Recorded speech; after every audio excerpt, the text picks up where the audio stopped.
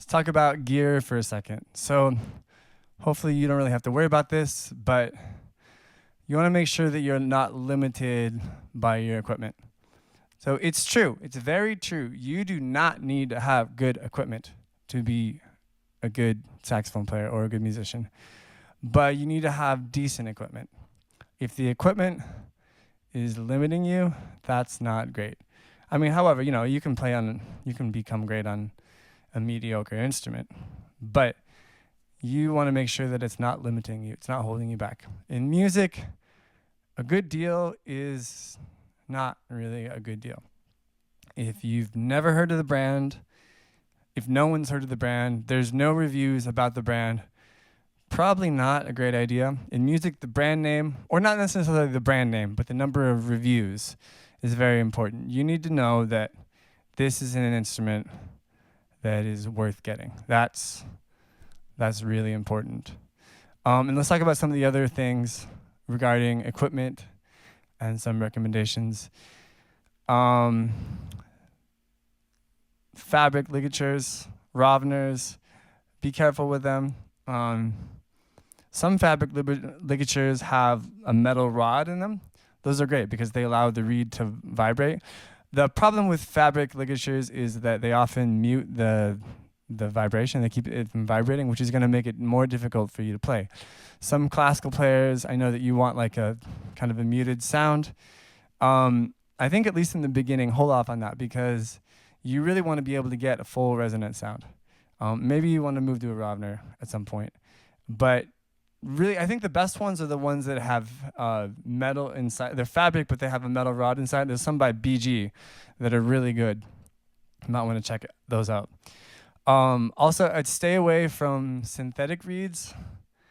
That's because you really want to figure out how to get a good sound.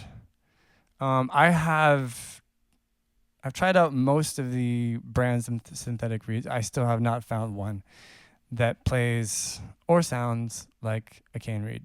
And I would love it, but I haven't found one that does. So my recommendation is to stay on cane reeds, at least in the beginning when you're learning how to play, because you really want to get a hold of what that sounds like and how to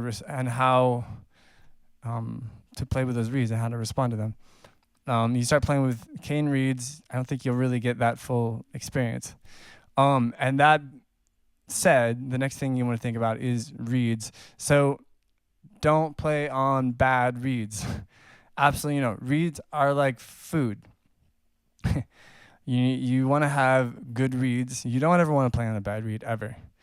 And you want to make sure that you're rotating your reeds as well. This is a reed guard. So you can put your reeds in here. Maybe you've seen them before. Wood, cane basically. It gets wet and then it changes shape. So with reed guard, you put it in there, it lays flat. It's going to be consistent. You don't want to have to deal with inconsistent reeds where one reed plays better than the other. The thing that I've heard too much is that there's something wrong with the saxophone. There's probably nothing wrong with the saxophone, is the truth. And you don't want that to be an issue. And the reeds are part of that. Reeds are incredibly inconsistent. You want to have the best response that you can have from reeds. So make sure your reeds are consistent. No bad reeds. Rotate your reeds. Use a reed guard. One thing on palm key risers. Try to be careful with those.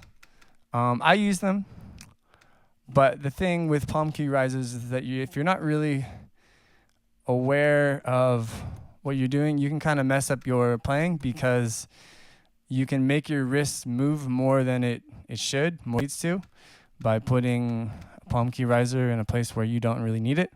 So I'd really be careful with those, especially in the beginning. I mean, however, if you feel like there's a large amount of space in between the saxophone and your hand, you might want to try them. But yeah, really be kind of careful with those.